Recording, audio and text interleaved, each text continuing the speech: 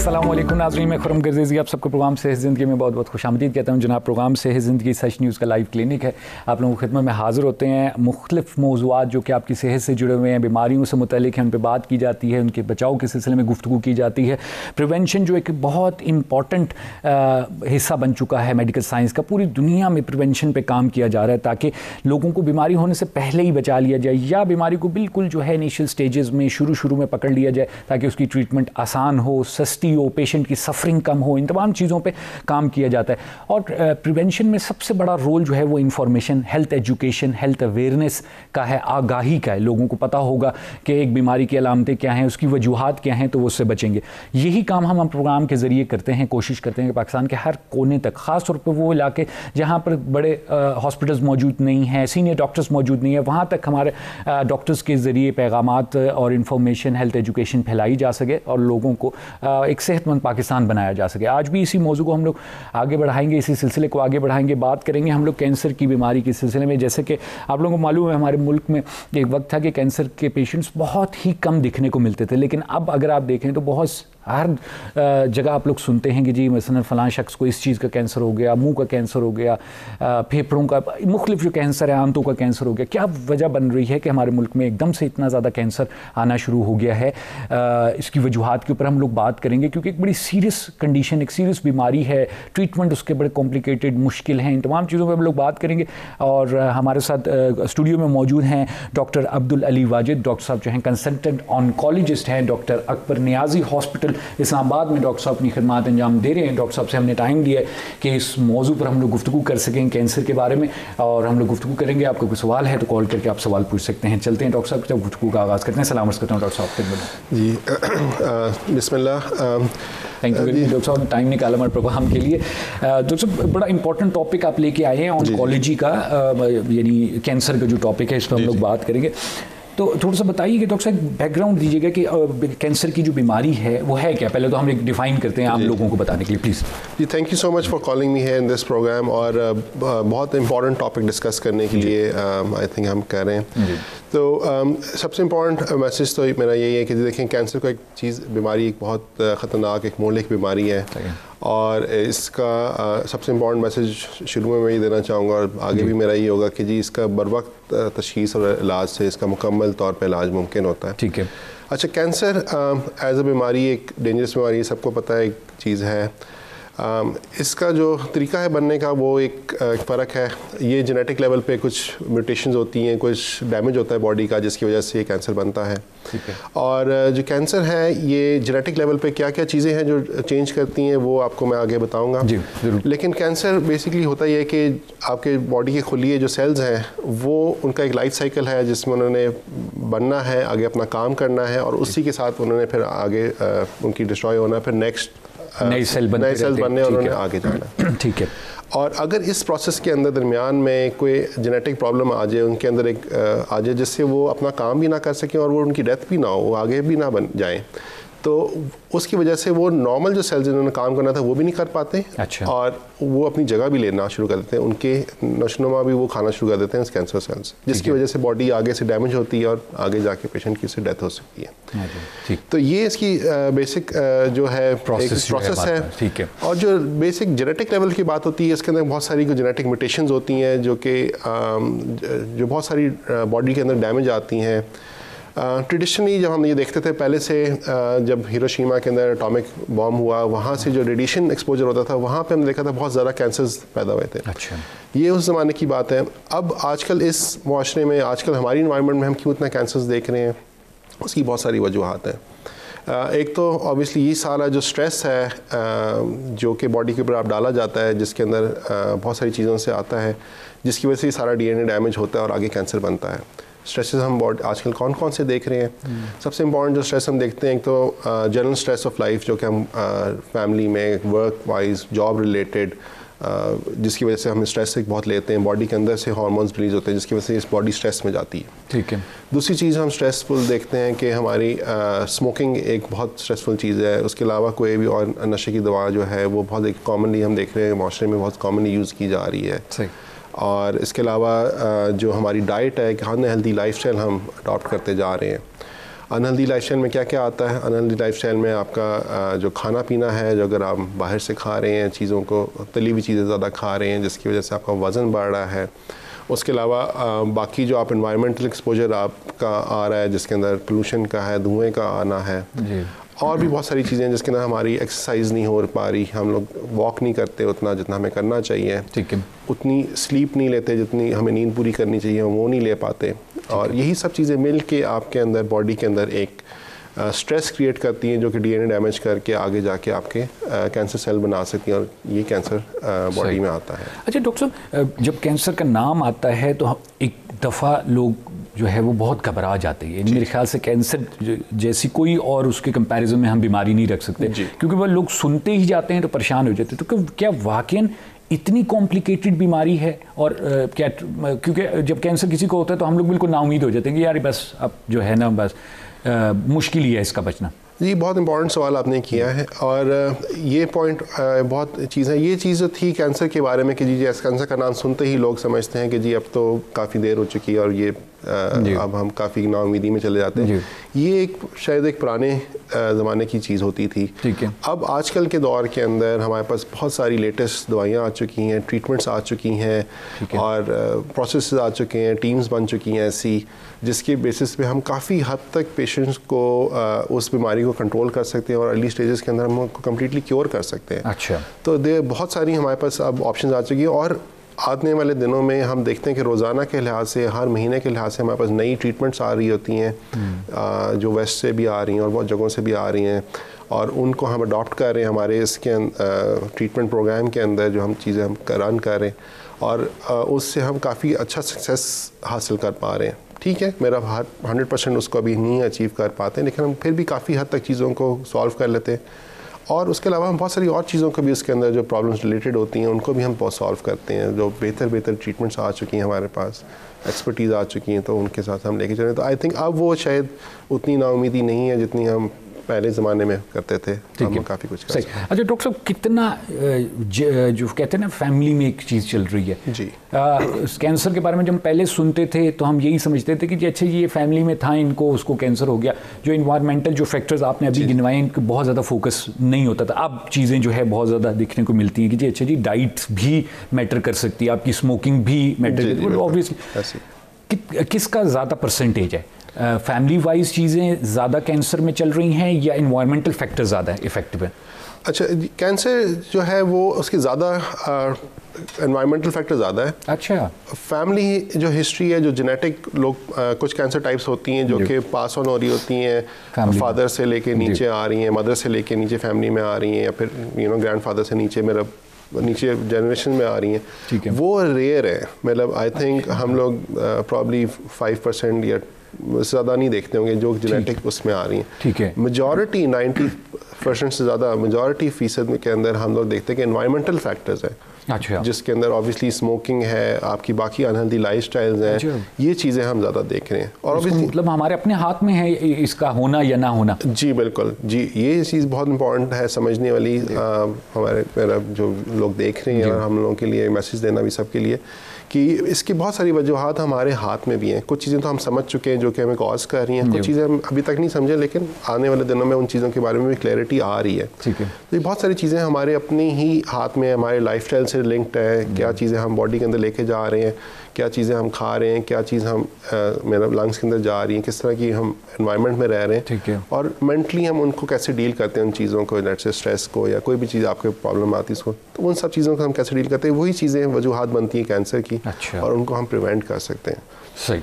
तो इसका मतलब आपने बताया कि इन्वायरमेंटल फैक्टर्स जो हैं वो हैं, बिल्कुल जैसे हम कहते हैं कि जी शुगर की बीमारी है जी, अगर आप जो है वो एक्सरसाइज करेंगे, मीठा नॉर्मल लेवल पे खाएंगे तो आप उससे बच सकते हैं। बिल्कुल। इसी तरह कैंसर में भी हम लोग इन चीज़ों से अपने आप को बचा सकते हैं। मतलब एक बहुत इंपॉर्टेंट एस्पेक्ट जिस तरह आप ये समझ लें कि जैसा स्मोकिंग है जी, अगर हम स्मोकिंग को लेट से हम कल आज गवर्नमेंट बैन कर देती कि बंद कर दें, आज से कोई स्मोकिंग नहीं कर सकता और सेल भी और कोई भी जी, तो उसकी वजह से आप देखेंगे कितना ज़्यादा फ़र्क पड़ेगा हमारी सोसाइटी में हेल्थ वाइज। अच्छा। मेरा बहुत सारी बीमारियाँ, कैंसर उसके अलावा heart disease, lung disease, sugar की और बहुत सारी बीमारियां जो कि स्मोकिंग से डायरेक्टली लिंक्ड है, उससे उसकी मेरा मवाद उसकी कम होंगी, उसके जो ख़र्चा जो फैमिलीज़ उसको बर्दाश्त करती हैं वो कम हो जाएगी। और ये जो स्मोकिंग से रिलेटेड डिजीज़ हैं ये हमारी टॉप जानलेवा चीज़ें कहें, जिसमें हमारी कैंसर है, जिसमें हार्ट डिजीज़ है, स्ट्रोक है, डायबिटीज़ है, ये सब चीज़ें स्मोकिंग से डायरेक्टली लिंक्ड है। तो ये ऐसी चीज़ें जो कि हम लोग डायरेक्टली उसके अंदर कोशिश करके हम इसको ख़ुद भी अपने तौर पे कर सकते हैं और गवर्नमेंट से भी हम कह सकते हैं कि जी इसके ऊपर भी कोई एक्शन लिया जाए। सही। अच्छा डॉक्टर साहब, एक बहुत ही कॉमन क्वेश्चन जो आपने बहुत बार सुना भी होगा, डिस्कशंस में भी इस पर बात होती है, लोग कहते हैं कि जी मुझे तो कैंसर नहीं हो सकता, मैं स्मोकिंग कर रहा हूँ, मुझे नहीं हो सकता जी, उसको हो गया तो हो गया, मुझे नहीं हो सकता। एक डिनाइल की स्टेट होती है कैंसर को लेके। स्मोकिंग की जैसे आपने बात की, लोग स्मोकिंग करते हैं बगैर डर के, बगैर खौफ के करते हैं, तस्वीरें भी लगाई जाती हैं सिगरेट के बॉक्सेस पे, लेकिन हमारे जहन में होता है कि जी मुझे कैसे होगा कैंसर, क्योंकि कैंसर को हम लोग शायद एक बीमारी नहीं समझते, हम शायद समझते हैं कि नहीं ये शायद कोई पता नहीं कोई एक ऐसी जादू की कोई चीज़ है जो शायद उस पर हो गया है, मेरे पे नहीं होगा। तो ये कॉन्सेप्ट क्यों है हमारे माशरे में कैंसर को लेकर? देखिए ये चीज़ तो एक कॉमन बिलीफ होता है सबका। जब लोगों को कोई बीमारी होती भी है तो लोग एक डिनाइल फेज में जाते हैं। ठीक है। तो ये जो भी डेंजरस चीज़ होती है जिससे आप ज़्यादा बीमार हो सकते हैं और काफ़ी लोगों को देते हैं, उससे इनर आपका यही होता है कि यार ये चीज़ मुझे ना हो, या उससे आप दूर रहना चाहते हैं, या अगर होती है तो लोग अपने आप को एक कोपिंग मैकेनिज्म है कि जी आप इसके ना हो। लेकिन ये चीज़ भी एक मिस इन्फॉर्मेशन है, क्योंकि जो हमारी मेडिकल तहकीक है वो तो ये प्रूफ कर रही है और सबके सामने उसके फिगर सामने हैं कि जी कितने % लोगों के अंदर कैंसर है। मेरा 1 in 3 का फिगर है। मतलब अगर आप समझ लें कि आपके फैमिली में 10 लोग हैं तो उनमें से 3 लोगों को कैंसर होने के चांसेस हैं। अच्छा। तो इतना ये हाई चीज़ देखी जा सकती है। ठीक है। तो ये चीज़ तो डिनाई करना इसका तो मेरे ख्याल से एक गलत चीज़ होगी कि हम इसको डिनाई करें। I think it's more important कि हम अब क्योंकि बहुत सारी और बीमारियों से बच रहे हैं, जिस तरह के हार्ट डिजीज़ के बहुत अच्छे क्योर चीज़ें आ चुकी हैं, डायबिटीज़ के बहुत अच्छी चीज़ें आ चुकी हैं। तो अब हम देख रहे हैं कि ज़्यादातर लोगों के अंदर जब वो ज़्यादा लिविंग लॉन्गर, ज़्यादा उम्र के साथ जा रहे हैं, तो उनके अंदर फिर ये कैंसर की बीमारी हमारे सामने ज़्यादा आ रही है और उसी की वजह से जो है ना वो प्रॉब्लम्स बनती हैं आगे मिलती है। डॉक्टर साहब, तादाद वाकई पेशेंट्स की बड़ी है कैंसर पेशेंट्स की पाकिस्तान में या नहीं? क्योंकि अवेयरनेस बढ़ी है, इन्वेस्टिगेशंस मशीनें आ गई हैं, तो शायद हमें अब पता चलना शुरू हो गया, या तादाद बढ़ रही है?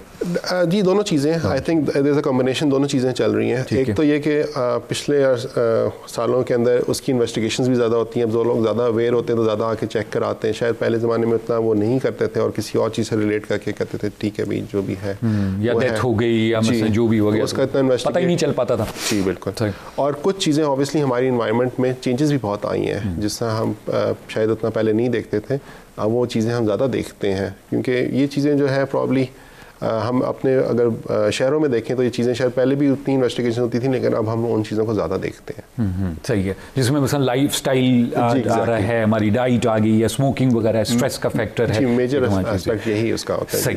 अच्छा डॉक्टर साहब, ये भी थोड़ा सा अर्ज़ कीजिएगा कि एक अभी जर्नली में चीज़ें आपसे पूछ रहा हूँ जो कॉमनली लोगों के जहन में होती हैं, ट्रीटमेंट वाकई जनरली कमेंट कीजिएगा इस पर कि ट्रीटमेंट वाकई कॉम्प्लिकेटेड है कैंसर का?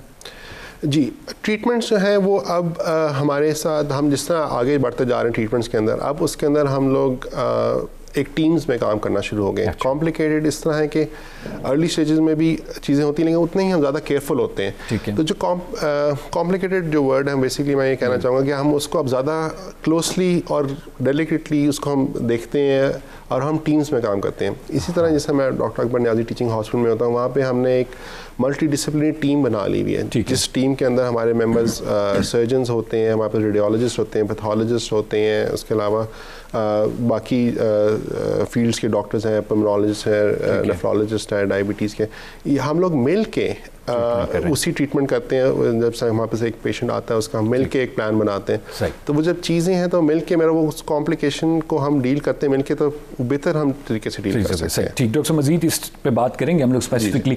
यहाँ पर छोटा सा वक्फा लेने हमने प्रोग्राम में। जी नाज़रीन, आप लोग गुफ्तगू सुने डॉक्टर अब्दुल अली वाजिद की। डॉक्टर साहब कंसल्टेंट ऑन्कोलॉजिस्ट हैं और डॉक्टर साहब बात करें कैंसर की बीमारी के सिलसिले में, कैंसर की वजूहात के बारे में डॉक्टर साहब ने तफसीली तौर पर बात की। मजीद गुफ्तगू हम आगे बढ़ाएंगे, यहाँ छोटा सा वक्फा लेंगे प्रोग्राम में और फिर आपकी खिदमत में हाजिर होंगे।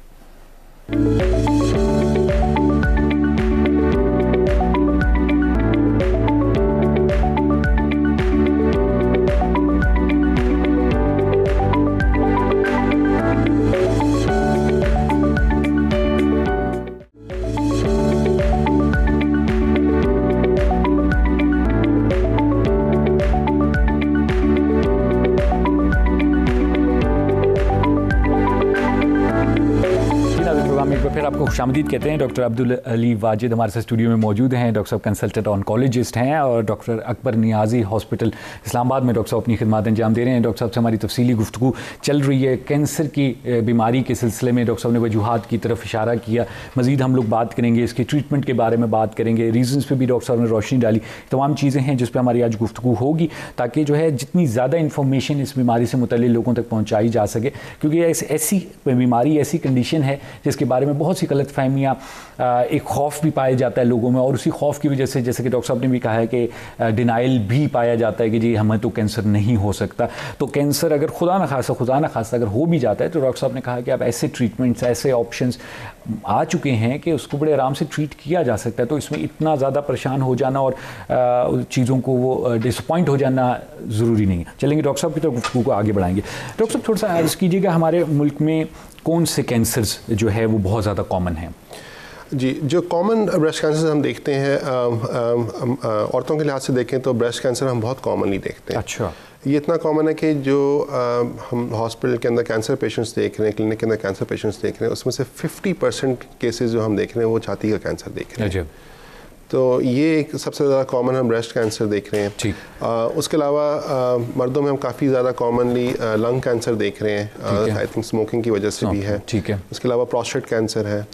फिर इसके अलावा जो थोड़े से उसमें हम कम देखते हैं वो हम आंतों का कैंसर देखते हैं। फिर हेड एंड नेक कैंसर भी देखा जाता है, वो भी स्मोकिंग से रिलेटेड है काफ़ी। ठीक है। फिर उसके अलावा आजकल हम लोग ब्लड के कैंसर भी काफ़ी देख रहे हैं। अच्छा। जो कि हो रहे हैं, और वो भी प्रॉब्लम हम थोड़ी यंगर एज ग्रुप में भी देखा जा रहा है। आई गेस लाइफस्टाइल से ही लिंक लग रहा है हमें ज़्यादा।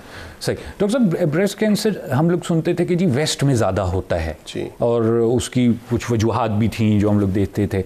हमारे यहाँ क्यों एकदम से ये इतना ज़्यादा हो गया? हमारा तो एक जो फैमिली सिस्टम, जो लाइफस्टाइल, जो चीज़ें हैं वो तो काफ़ी ऑपोजिट हैं कि भाई हमारे यहाँ ब्रेस्ट कैंसर हो। डेफिनेटली ये चीज़ तो बहुत इंपॉर्टेंट है कि जी जो ब्रेस्ट कैंसर है वो हमेशा लिंक था ओबेसिटी से, मतलब वज़न के बढ़ने से। अच्छा। और वेस्ट में हम लोग ये चीज़ ज़्यादा देखते थे। ठीक है। लेकिन और चीज़ों से भी लिंक्ड होता है। एक तो ये कुछ फैमिली हिस्ट्री भी इसके साथ लिंक्ड होती है। दूसरी चीज़ें एनवायरमेंटल फैक्टर्स, जिस तरह मैंने पहले बताया था आपको कि जो आपकी स्ट्रेसफुल लाइफ है, अनहेल्दी लाइफस्टाइल है, और दूसरा है कि हमारे यहाँ पे भी अब हम देख रहे हैं कि मोटापा हम ज़्यादा देखते जा रहे हैं। बाहर के लोग खाने ज़्यादा खाते हैं जिसके अंदर ज़्यादा घी वाली चीज़ें, ज़्यादा ऑयली चीज़ें होती हैं, जिसकी वजह से मोटापा बढ़ता है। फिर एक्सरसाइज हम लोगों की बहुत कम होती जा रही है। पहले जैसा वेस्ट में होता था, लोग गाड़ियों में फिरते थे, हर चीज़ वॉकिंग बहुत कम होती थी, और जहाँ पे ये चीज़ें ज़्यादा देखते थे। अब हमारी भी वही चीज़ें माशरे में हम देखते जा रहे हैं कि जहाँ पे लोग प्रेफर करते हैं कि जी गाड़ी में जाना, बाहर जा रहे हैं तो गाड़ी में मस्जिद जा रहे हैं। मतलब ये जो चीज़ें हैं ये काफ़ी डिस्टर्बिंग होती हैं कि जी अगर आप वही लाइफस्टाइल अडॉप्ट करना जा रहे हैं जो वेस्ट के कर रहे हैं, तो वो उनकी बीमारियां भी फिर हमें ज़्यादा हम देखने में देख रहे हैं। अच्छा, ठीक, सही। यानी बेसिकली आप कह रहे हैं कि लाइफस्टाइल चेंज हुआ है और उसकी वजह से ज़ाहिर बात है ये तमाम चीज़ें जो हमें देखने में मिलती हैं। डॉक्टर साहब, कैंसर की जब बात आती है तो बहुत ज़्यादा आप लोग इस पर फोकस करते हैं कि जी प्रिवेंशन पे काम किया जाए जी, यानी होने ही ना दिया जाए। इसकी क्या वजह है? आई थिंक सबसे इम्पॉर्टेंट चीज़ इसकी वजह से ये है, और ये मैसेज सबके लिए इम्पॉर्टेंट इसलिए है कि जो चीज़ जिससे हमारा एक मेडिसिन के अंदर बहुत इंपॉर्टेंट सेइंग है, prevention is the best cure. ठीक है। Prevention is the best cure का मतलब ये है कि अगर उस चीज़ से हम पहले ही बच जाए तो हम उस सब प्रोसेस से जिसके अंदर उसकी जो उसमें उसकी स्ट्रेस है, उस डायग्नोसिस का, ट्रीटमेंट का, उसकी कॉस्ट है, उन सब चीज़ों से हम बच सकते हैं। ठीक है। और जिस तरह एग्जांपल आप लें स्मोकिंग का, अगर हम स्मोकिंग पहले ही नहीं कर रहे तो जो उसके अगेंस्ट जो आपकी बीमारियां नहीं हो रही, तो आप उस देखें एक पेशेंट जब बंदा बीमार होता है तो उसके साथ उसकी पूरी फैमिली डिस्टर्ब होती है। वो अर्निंग बंदा है या नहीं भी अर्निंग बंदा है तो उसकी पूरी फैमिली डिस्टर्ब होती है, उसके बच्चे डिस्टर्ब होते हैं, उसके पेरेंट्स डिस्टर्ब होते हैं, उसके हस्बैंड वाइफ, हर बंदा उस फैमिली में उस बंदे से वो उस पूरे टाइम पे डिस्टर्ब रहता है। और खुदा न खास्ता अगर उसकी उस डिज़ीज़ की वजह से उसकी डेथ होती है तो उससे कितना ज़्यादा लॉस होता है उसी से। तो इसलिए हमारा बहुत ज़्यादा फोकस इस पे होता है कि हम उसको प्रिवेंट कर लें, होने से पहले ही बचा लें। और जिस वजूहात का हमें पता है कि इस वजूहात से कैंसर होना है या बीमारी होती है, तो हम उसी को पहले रोक सकते हैं, तो हम उसको पहले से ही रोक लें, ताकि उस फेज़ में जाने की ज़रूरत ही ना पड़े कि जहाँ पे आप इतनी स्ट्रेसफुल चीज़ से और इतना ज़्यादा पैसों के लिहाज से फाइनेंशियल बर्डन आपके ऊपर फैमिली में आए, तो उससे पहले ही उसको प्रिवेंट कर लिया जाए। तो वही कुछ प्रिवेंटिव मेजर्स जो है मतलब हमें अडॉप्ट करने चाहिए लाइफस्टाइल में। जो सबसे इंपॉर्टेंट यही चीज़ है कि जी हम अपनी रेगुलर वॉक रखें। और वॉक में सिर्फ ये नहीं है कि जी आप रोज़ शाम को जिम जा रहे हैं या अपने लिए डेडिकेटेड आधा घंटा मैंने ये चीज़ करनी है। ठीक है। इसमें इंपॉर्टेंट ये चीज़ें भी होती हैं, जैसे छोटी छोटी चीज़ें, जैसे अगर आप मस्जिद जा रहे हैं आप वॉक करके जाएं, 10 मिनट आप वो वॉक करें। अगर आप काम पे हैं कोशिश करके जी आप सीढ़ियाँ इस्तेमाल करें रादन के कोई लिफ्ट अगर लगी हुई है।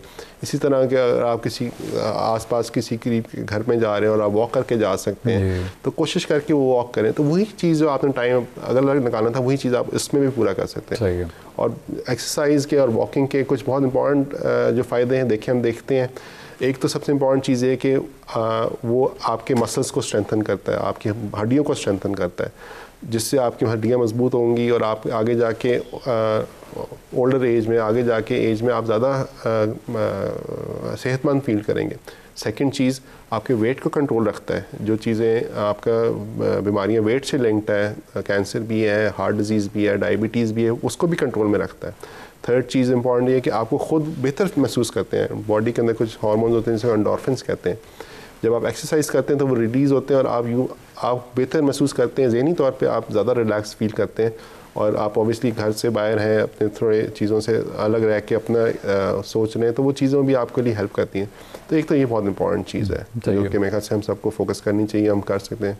बाकी चीज़ें तो इंशाल्लाह लाइफस्टाइल के अंदर हम लोग सब कोशिश करते ही हैं कि आजकल काफ़ी अवेयरनेस उस पर भी हो रही है कि मेरा वेजिटेबल्स का है, सब्जियों का ज़्यादा करें, बैलेंस्ड डाइट रखें इसके अंदर, और मोटापे से दूर रहें, चिकनाई की चीज़ें कम इस्तेमाल करें। तो ये सब चीज़ें बहुत इंपॉर्टेंट एस्पेक्ट है इसके अंदर। सरकारी सेटअप्स में, सरकारी हॉस्पिटल्स में हम लोग देखते हैं कि जो ऑन्कोलॉजी का डिपार्टमेंट ही नहीं है जी। क्या वजह है इसकी? इतनी जब अहम बीमारी है और मेजॉरिटी बड़े हॉस्पिटल जो हैं हमारे पास उसमें ऑन्कोलॉजिस्ट नहीं बैठा होता।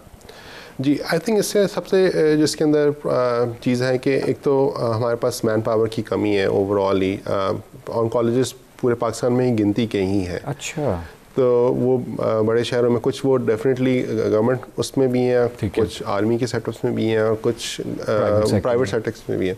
लेकिन जनरली जो हमारी मेजॉरिटी पॉपुलेशन क्योंकि वो गवर्नमेंट सेटअप्स में ही जा सकती है, तो उनको वो लेवल नहीं मिलता जिससे उनको बाकी डॉक्टर्स मिल जाते हैं। तो उसकी वजह से उनको काफ़ी मुश्किलात आती हैं। तो मेरा इसी की बेसिस से आजकल जैसे मैं आई थिंक गवर्नमेंट के एक चीज़ मैं शायद पॉजिटिव भी कहना चाहूँगा कि उन्होंने पिछले अरसे में कुछ सेहत सहूलत कार्ड की चीज़ शुरू की थी। ठीक है, इंश्योरेंस कार्ड जो उन्होंने किया है।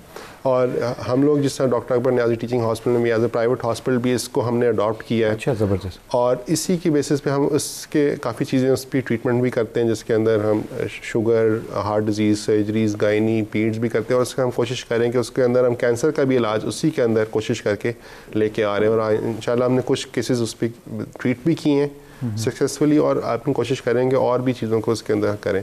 एक तो ये एस्पेक्ट थोड़ा सा हमारा अच्छा है। दूसरा है कि गवर्नमेंट हॉस्पिटल्स के अंदर भी कुछ ऑन्कोलॉजिस्ट हैं और भी आ रहे हैं। आहिस्ता आहिस्ता इंशाल्लाह उसका भी आई एम श्योर गवर्नमेंट काफ़ी फोकस कर रही है उसके ऊपर। डॉक्टर साहब बहुत शुक्रिया, गुफ्तगू आगे बढ़ाएंगे। छोटा सा वक्फा लेने हमने प्रोग्राम में जी नाज़रीन आपने गुफ्तगू सुन रहे हैं डॉक्टर अब्दुल अली वाजिद की। डॉक्टर साहब कंसल्टेंट ऑन्कोलॉजिस्ट हैं और डॉक्टर साहब जो हैं doctor Akbar Niazi teaching hospital Islamabad में डॉक्टर साहब अपनी खिदमत अंजाम दे रहे हैं। और डॉक्टर साहब से बड़ी हमारी तफसीली गुफ्तगू हो रही है कैंसर की बीमारी के सिलसिले में। जैसे कि डॉक्टर साहब ने बताया कि जनाब सबसे ज़्यादा इन्वायरमेंटल फैक्टर्स, यानी हम लोग अक्सर हम लोगों के जहन में होता था कि कैंसर पता नहीं कैसे हो जाता है, कहाँ से आ जाता है, क्योंकि ज़ाहिर बात है इसमें कोई वायरस या बैक्टीरिया ऐसा इन्वॉल्व नहीं होता, तो हमें लगता था कि जी बड़ी कोई अजीब सी कोई मिस्टीरियस सी चीज़ है। तो अभी डॉक्टर साहब ने बड़े वाज़े अल्फाज में बता दिया कि जी स्मोकिंग फॉर एग्जांपल अगर कोई कर रहा है तो डेफिनेटली उसको कैंसर होने का, फेफड़ों का या मुंह का कैंसर होने का या इन चीज़ों का चांस बहुत ज़्यादा है। और भी हमारी जो लाइफस्टाइल की चीज़ें हैं उसमें हम लोग जैसे देखते हैं हमारा sedentary way of of life हो गया है, हम लोग फास्ट फूड खाते हैं, हम लोग नेचुरल चीज़ें नहीं खाते, गोश्त वगैरह का बहुत ज़्यादा इस्तेमाल है, तो ज़ाहिर बात है ये वो तमाम चीज़ें हैं जो इफ़ेक्ट करती हैं और इन पर हम बड़े आराम से कंट्रोल कर सकते हैं। मज़ीद बात करेंगे डॉक्टर साहब के साथ। यहाँ छोटा सा प्रोग्राम से ज़िंदगी में हम लोग वफ़ा लेंगे और उसके बाद आपकी खिदमत में हाजिर होंगे।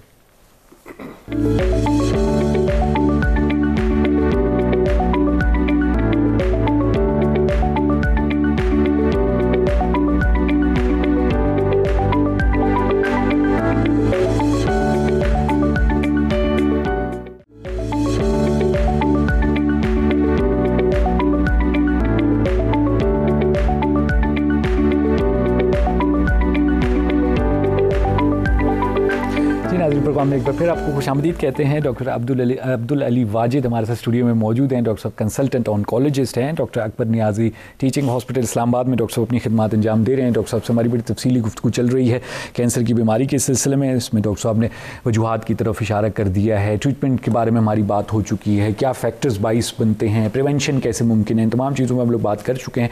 गुफ्तगू को हम आगे बढ़ाएंगे डॉक्टर साहब के साथ। डॉक्टर साहब, फर्स्ट स्टेज जब भी हम हमारे प्रोग्राम में या कहीं भी ऑन्कोलॉजिस्ट या कैंसर स्पेशलिस्ट के पास हम लोग बैठते हैं, उनसे बात होती है, तो फर्स्ट स्टेज की अगर बात ना हो तो मेरे ख्याल से गुफ्तगू अधूरी रह जाती है। क्या है ये फर्स्ट स्टेज? फर्स्ट स्टेज क्यों इतनी ज़रूरी है? जी, फर्स्ट स्टेज का मतलब ये है कि अभी अर्ली स्टेज में कैंसर है। ठीक है। और ज़रूरी ये इस चीज़ लिए है क्योंकि जब हम जितना जल्दी इसको हम पकड़ते हैं उतना ज़्यादा इसका क्योर रेट हाई होता है। अच्छा। और ये मैसेज देना इसलिए इम्पॉर्टेंट है सबके लिए कि हमारे माशरे में बहुत सारी चीज़ों से हम लोग शायद घबराते हैं, डिस्कस करते हुए भी औरतें हैं और डिस्कस छाती की चीज़ों को, डिजीज़ को डिस्कस करने से घबराती हैं, फैमिली को नहीं बताती, और या लोग समझते हैं कि ये चीज़ अच्छा अभी हुई है तो ये चली जाएगी, या डिनाइल फेज़ में होते हैं जिस तरह आप बता रहे थे कि जी अच्छा मुझे तो नहीं हो सकता ये चीज़। ठीक है। तो इसलिए इस चीज़ को इम्पॉर्टेंट है हाईलाइट करना कि जी अगर आप जल्द से जल्द इस बीमारी के अंदर शुरू में ही इसकी तशख़ीस कराते हैं और शुरू में ही इसका इलाज हम कर लेते हैं तो ये मुकम्मल तौर पे क्योर होने के चांसेस बहुत हाई होते हैं। अच्छा, ठीक है। और अगर उसी को हम आगे डिले करते जाएं, 4 महीने 6 महीने आगे डिले होती जाए वही चीज़, तो वही बीमारी स्टेज बढ़ती फैल सकती है और फिर उसको क्योर करना बहुत मुश्किल होता जाता है हमारे लिए। सही है। तो ये चीज़ इसलिए बहुत इंपॉर्टेंट है कि हम उसको जल्द से जल्द जो भी लोगों को कोई ऐसे अलामात होते हैं, अलामात जिस तरह के कोई गिल्टी बनती है छाती का, जिस तरह कॉमनली देखते हैं लोग, कभी गर्दन में गिल्टी बन सकती है, बगल में बन सकती है, इसके अलावा वज़न का कम होना, जो लोग डाइट नहीं भी करें उनका वज़न कम होना, खांसी का आना, खून का आना, बलगम के अंदर खून आना, और उसके अलावा छोटे या बड़े पेशाब के अंदर खून आना, इस या पे बहुत ज़्यादा सवेर थकावट जो कि और किसी वजह से ना समझ आ रही हो, पीलापन होना, ये सब चीज़ें बहुत कुछ कॉमन अलामात हैं जो कि हम कैंसर के अंदर देखते हैं। तो मेरी सबको इम्पॉर्टेंट मैसेज यही होगा कि अगर इनमें से कोई भी अलामात लोगों को आती हैं, वो चीज़ें विद इन 1-2 हफ्ते के अंदर इम्प्रूव नहीं होती हैं, तो आप जल्द से जल्द किसी ऐसे डॉक्टर से लाजमी रुजू करें जो कि कैंसर का इलाज करता हो या उससे आपको गाइड कर सके उस तरफ को डील करता हो। सही, ठीक। अच्छा डॉक्टर साहब, जहाँ तक आपने अलामात की बात की, तो कैंसर की जब बीमारी की बात आती है तो अक्सर लोग यही कहते हैं कि जी कैंसर की तो अलामात होती नहीं है,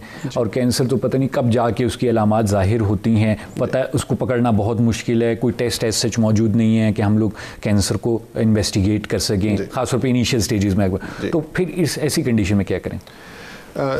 जी, ये थोड़ा सा मुश्किल सवाल इस लिहाज से कि आपकी बात ठीक है कि कुछ चीज़ें जो हैं कैंसर अर्ली स्टेज में हमारे लिए मुश्किल होता है उसको पिक करना, लेकिन कुछ कैंसर ऐसे हैं जो कि हम अर्ली स्टेज में सामने बज़ाहिर नज़र आ जाते हैं। हाँ। जिस तरह छाती का कैंसर हम कॉमनली देखते हैं, वो बज़ाहिर सामने नज़र आ, गिल्टियाँ वगैरह जो है वो आपको पता चल जाएंगी। ठीक है जी। इसके अलावा गिल्टियाँ कुछ लोगों का जिससे ब्लड का होता है लिम्फोमा, उनका नेक में या बगल में उनको गिल्टी महसूस हो जाती है। उसके अलावा कुछ लोगों को खांसी अगर वो नहीं जा रही तो कुछ अलामात वहाँ से आ जाते हैं, या अगर आप पखाने के अंदर खून आता है उनको, तो उसके अंदर भी उसको जल्दी चेकअप कराना ज़्यादा इंपॉर्टेंट है। तो ये कुछ अर्ली अलामात भी हमारे पास सामने आ जाती हैं उसकी, जिसको हम जल्दी अगर वर्कअप करें तो उसको हम जल्दी स्टेज में भी पिक कर सकते हैं। अच्छा डॉक्टर साहब, कैंसर के सिलसिले में जो टेस्ट करने के लिए जो मशीनें हैं या ऑपरेटर्स है, वो क्या हमारे यहाँ मौजूद है? हर जिस हॉस्पिटल में ये ऑन्कोलॉजी के डिपार्टमेंट वहाँ पर मौजूद होती हैं सारी चीज़ें?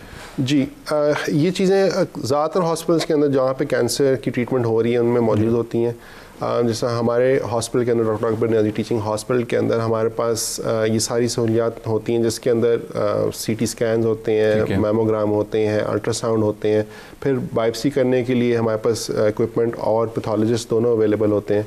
फिर उससे ज़्यादा इम्पॉर्टेंट हमारे पास एक मल्टी डिसिप्लिनरी टीम का मीटिंग अवेलेबल होती है, जहाँ पे हम हर हफ्ते उनसे मिल के जो केसेस आते हैं उन सबको डिस्कस करते हैं, जिसके अंदर हम उसकी हम बायोप्सीज़ और ट्रीटमेंट प्लान इंक्लूडिंग अगर कोई फाइनेंशियल हेल्प उस पेशेंट को चाहिए किस तरह से, उसको भी हम डिस्कस करते हैं, क्योंकि हमें अंदाज़ा होता है कि जी बहुत सारी पॉपुलेशन हमारी जो पाकिस्तान में है वो इन चीज़ों को अफोर्ड नहीं कर पा रही होती, तो उनको हम कैसे हेल्प कर सकते हैं, हमारे पास क्या क्या सोर्सेज हैं अवेलेबल, क्या वो कुछ खुद फाइनेंस कर सकता है, क्या हम उसको सेहत कार्ड के थ्रू हेल्प कर सकते हैं, क्या हम कोई बैतुल माल के थ्रू हेल्प करवा सकते हैं, या कोई और प्राइवेट डोनर्स के थ्रू हम उसकी हेल्प करवा सकते हैं, और उसी कॉस्ट को हम कितना काम कर सकते हैं।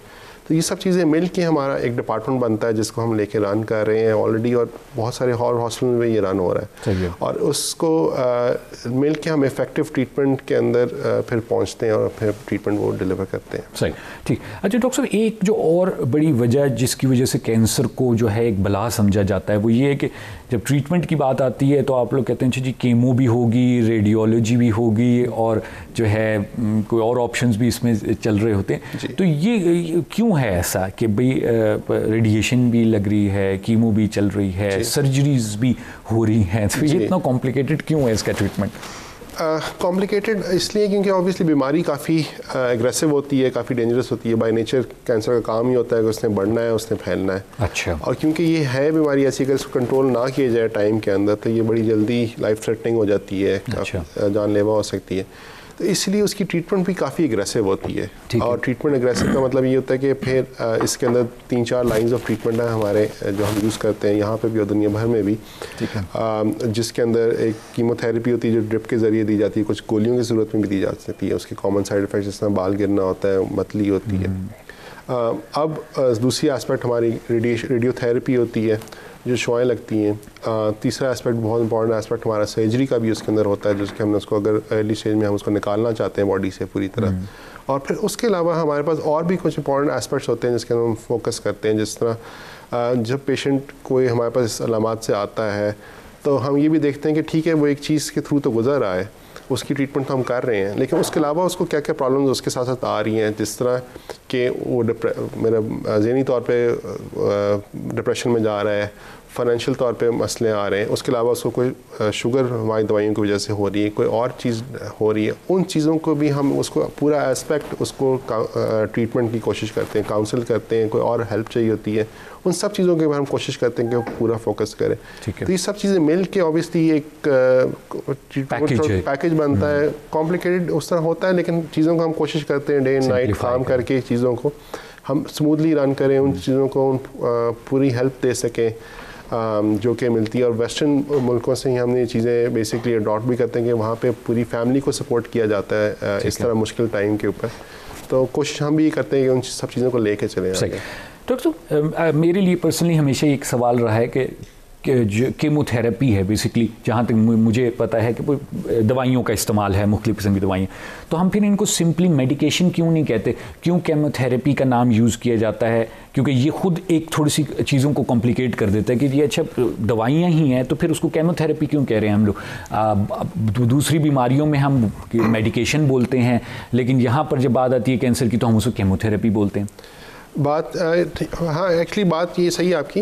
कीमोथेरेपी का मतलब तो आखिर में यही होता है कि ये एक केमिकल है जिससे आप ट्रीटमेंट कर रहे हैं, थेरेपी ले रहे हैं। और कीमोथेरेपी का नाम इसलिए शायद अलग बन चुका है क्योंकि जो दवाइयाँ खुद इटसेल्फ होती हैं थोड़ी डेंजरस होती हैं अगर उसका गलत इस्तेमाल किया जाए।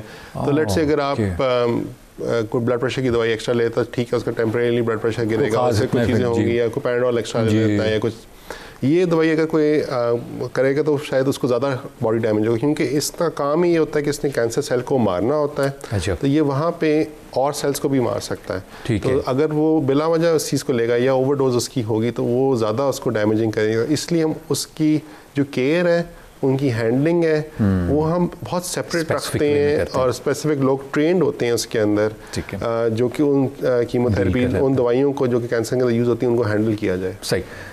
अक्सर हम लोग देखते हैं कि जी कैंसर हुआ तो पहली चीज़ जो दिखने में आती है, अगर मूवीज़ की हम लोग बात करें, कि जी बाल गिर गए या बाल काटे जा रहे हैं। जी ऐसे। जी ये हर कैंसर में आपने बाल काटने होते हैं? नहीं, ये भी इम्पॉर्टेंट चीज़ है कि हर कैंसर के अंदर और हर कीमोथेरेपी ट्रीटमेंट के अंदर बाल नहीं गिरते हैं। कुछ के अंदर हैं, ठीक है, लेकिन कुछ के अंदर नहीं गिरते। दूसरी चीज़ इम्पॉर्टेंट ये होती है कि जब हम ये ट्रीटमेंट रोकते हैं तो बाल वापस आ जाते हैं। अच्छा, ठीक है। तो बहुत सारी हमारे पास जो पेशेंट्स आते हैं, औरतें भी आती हैं, वो इससे बहुत ज़्यादा परेशान होती हैं कि जी ऑब्वियसली बाल नहीं है और फिर घर में हम कैसे होंगे, लोग कैसे हमें देखेंगे, उसकी वजह से लोग डिप्रेशन में भी जाते हैं। तो हमारा ऑब्वियसली एक तो बहुत इंपॉर्टेंट मैसेज ये होता है कि देखें जान से ज़्यादा इंपॉर्टेंट चीज़ तो नहीं है, और दूसरा ये है कि इसके अंदर भी बहुत सारी एक तो ये वापस भी आ जाता है टाइम के बाद जब हम ट्रीटमेंट ख़त्म करते हैं, पहले से कभी बेहतर ही आ जाते हैं। और तीसरी चीज़ ये होती है कि अब कुछ चीज़ें ऐसी भी आ गई वेस्ट में भी, और हम भी स्लोली अडॉप्ट करेंगे उनको, जिसके अंदर हम हेयर फॉल को जब कीमोथेरेपी के साथ होते हैं उनको हम बहुत मिनिमाइज़ कर सकते हैं। अच्छा, तो वो चीज़ें भी हैं, तो मिल के आई थिंक ये चीज़ें इसकी ट्रीटमेंट की जाती है। साइड इफ़ेक्ट्स दवाइयों के क्यों इतने ज़्यादा हैं कैंसर की जब ट्रीटमेंट की जा रही होती है? ट्रीटमेंट के साइड इफ़ेक्ट्स कुछ ट्रेडिशनली भी ज़्यादा है, क्योंकि जब वो कैंसर सेल्स को मारती है तो उसके साथ साथ कुछ नॉर्मल बॉडी चीज़ों को भी डैमेज कर रही होती है। लेकिन उससे ज़्यादा इंपॉर्टेंट चीज़ हमारी यहाँ पे ये है कि हमने ऊपर जो नई ट्रीटमेंट्स आ चुकी हैं और कुछ ऐसी दवाइयाँ आ चुकी हैं जो कि इनके साइड इफ़ेक्ट्स को बहुत ही कम कर दिया गया। ठीक है, जिस तरह के लोगों को मतली और उल्टी महसूस होती है, या कुछ लोगों को उसके बाद पेट ख़राब होता है या डाउन फील करते हैं, लोग थकावट महसूस करते हैं, तो उसके लिए हमारे पास बहुत सारी ऐसी अच्छी दवाइयाँ आ चुकी हैं जो कि इनको बहुत अच्छा कंट्रोल कर लेती है, और उनको ये साइड इफ़ेक्ट्स बहुत ही कम होते हैं अगर होते हैं तो। ज़बरदस्त, ठीक। तो एक तो ये है, फिर हमारे पास कुछ नई ट्रीटमेंट्स आ चुकी हैं जिस तरह जिनको हम टारगेटेड ट्रीटमेंट्स कहते हैं, जो कि स्पेसिफिकली उन एस्पेक्ट को, कैंसर को स्पेसिफिकली टारगेट करते हैं। और अब तो कुछ इम्यूनोथेरेपीज़ भी हैं और कुछ और ट्रीटमेंट्स ऐसी आ चुकी हैं जो कि टेलर कर दी जाती हैं पेशेंट के हिसाब से, कि उसकी जेनेटिक सैंपल लेके उसके हिसाब से भी टेलर की जा सकती हैं। अच्छा, हर शख्स के मुताबिक। हर शख्स के, ये चीज़ें कुछ लेटेस्ट अभी वेस्ट में आ रही हैं, और हम लोग भी इंशाल्लाह आने वाले सालों के अंदर उन चीज़ों को भी हम लेके आएंगे। ठीक है। और वो चीज़ों से साइड इफ़ेक्ट्स बहुत ही कम होते हैं अगर होते हैं। ठीक है। और उन चीज़ों से फिर ये चीज़ें मेरा काफ़ी हद तक हम कंट्रोल कर सकते हैं। रेडियोथेरेपी डॉक्टर साहब थोड़ा सा एक्सप्लेन कीजिएगा, क्योंकि सर्जरी का भी हम लोगों को पता होता है कि अच्छी जी सर्जरी है, एक जगह ख़राब होगी उसको काट के बाहर निकाल लिया। केमोथेरेपी में भी समझ आ जाती है कि जी दवाइयाँ हैं, स्ट्रॉन्ग दवाइयाँ हैं, मुख्तलिफ किस्म की कम्बिनेशन दवाइयाँ हैं। रेडियोथेरेपी क्या है? रेडियोथेरेपी शुआएँ लगती हैं। ये बेसिकली एक लीनियर एक्सीलरेटर होता है जिसके अंदर बहुत सारी तेज़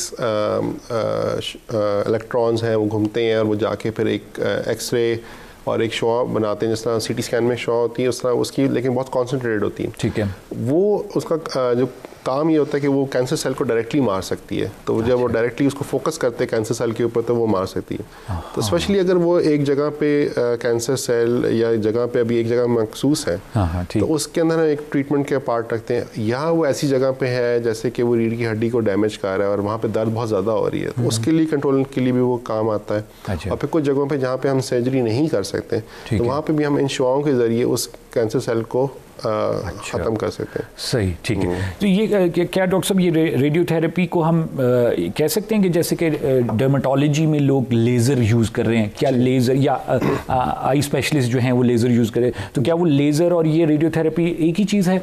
जी, मिलती जुलती चीज़ है, लेकिन ऑब्वियसली थोड़ी ज़्यादा स्पेशलाइज है। इसकी जो मशीन है वो काफ़ी ह्यूज चीज़ होती है, इसका काफ़ी बड़ा सेटअप होता है, और हमारे पास बड़े बड़े शहरों में कुछ जगहों पे वो लगी हुई होती है, इसकी फैसिलिटी मौजूद होती है। ठीक है। हर जगहों पे ये नहीं है, तो इसके लिए काफ़ी एक्सपर्टीज़, काफ़ी ज़्यादा इक्विपमेंट चाहिए होती है। प्रॉब्ली जो हम लोग आईज़ के लिए और स्किन के लिए यूज़ करते हैं वो एक सिंप्लीफाइड फॉर्म होता है, हैंडी भी आ गए हैं बिल्कुल। इसके लिए तो काफ़ी बड़ा सेटअप चाहिए होता है और काफ़ी बड़ी टीम चाहिए होती है जो कि इसको हैंडल करती है और उसको थ्रू इफेक्टिव ट्रीटमेंट उसको देनी होती है।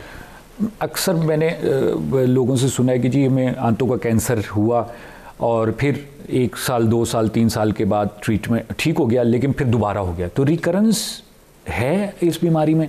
जी, 100% तो इलाज शायद हम लोग कभी शायद किसी चीज़ के नहीं कह सकते। किसी मेरा एज मुसलमानों के लिहाज से भी हम नहीं कह सकते कि जी 100% हम आपको कुछ हो सकता है। बाय नेचर जब बॉडी एक स्ट्रेस से गुजर रही है तो वो स्ट्रेस अनलेस हम फुली रिमूव नहीं करते, वो बॉडी फिर भी उसमें से दोबारा नया कैंसर भी बना सकती है, उसका भी दोबारा भी ग्रो कर सकता है, क्योंकि देखिए वो स्ट्रेस जिसने शुरू में कैंसर कॉज किया है, जिसने जिस वजह से बना है वो स्ट्रेस 100% रिमूव नहीं हुआ, अभी भी वो चीज़ें चल रही हैं और वो कोई ना कोई जेनेटिक प्रॉब्लम्स पैदा हो रही थी, तो वो चीज़ें तो अभी पूरी ज़्यादा रिमूव नहीं किया। हाँ, उनको प्रिवेंट करने के लिए हम ज़्यादा विजिलेंट होते हैं, हम ज़्यादा कोशिश करते हैं कि हम उन चीज़ों पर नज़र रखें। उनके जो उन लोगों को कैंसर हुआ था उनके हम ज़्यादा हम क्लोजली वॉच कर रहे होते हैं, टेस्ट जल्दी कर रहे होते हैं देखने के लिए, क्योंकि वो लोग ज़्यादा रिस्क पे होते हैं और कैंसर डेवलप करने के लिए। ठीक है, क्योंकि वो चीज़ उससे गुजर के हैं, बॉडी ज़्यादा उसके अंदर होती है कि वो हो सकता है इसमें कैंसर। डॉक्टर साहब, कुछ नॉन कन्वेंशनल ट्रीटमेंट्स भी लोग इस्तेमाल करते हैं, ख़ासतौर पर अगर यूनाइटेड स्टेट्स की बात की जाए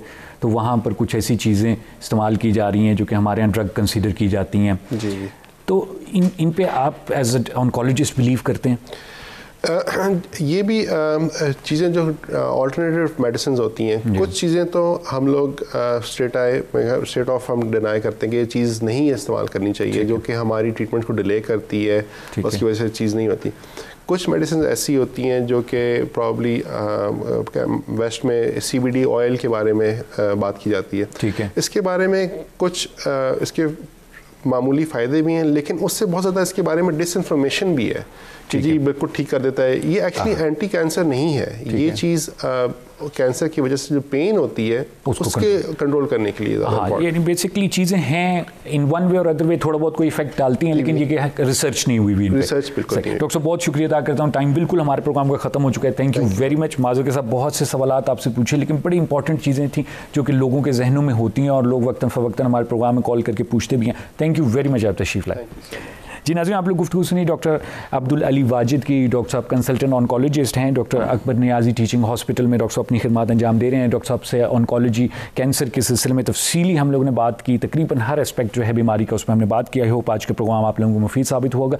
इंशाल्लाह अगले प्रोग्राम में फिर मुलाकात होगी, तब तक के लिए मुझे खुरम गर्देज़ी और डॉक्टर अब्दुल अली वाजिद को प्रोग्राम से ज़िंदगी से इजाज़त दीजिए। खुदा हाफिज़।